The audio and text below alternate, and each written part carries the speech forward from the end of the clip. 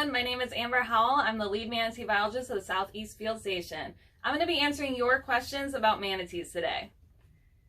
How do manatees communicate?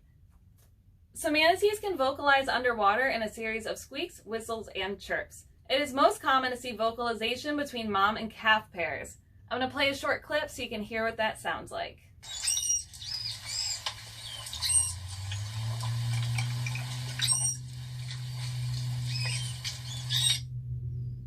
So that is how manatees communicate.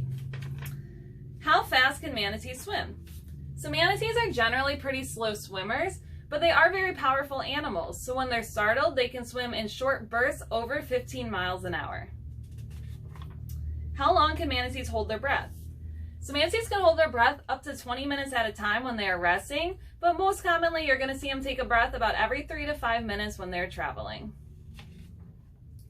Do manatees have any natural predators in Florida?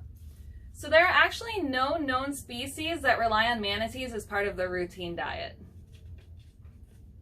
How do manatees nurse their young, and at what age do they stop nursing? So manatees will nurse their young at the base of their flipper like you see in this photograph. They'll nurse up to 1 to 2 years, but we'll start seeing calves eat vegetation as young as just a few months old with their mom. What are ways to avoid manatee boat collisions? So if you're out boating, you should wear polarized sunglasses. That's going to help cut down the glare on the water and help you see those manatees better.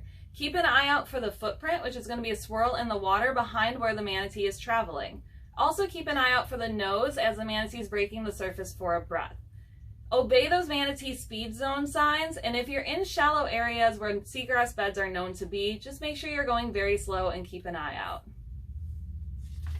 Do manatees ever fight?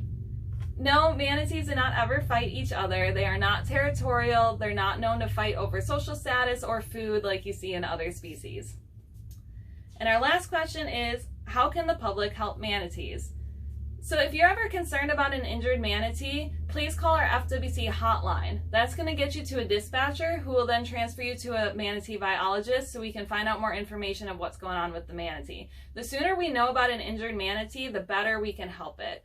You can also purchase a manatee license plate if you live in Florida. Thank you guys, and stay tuned for our next Ask a Biologist section.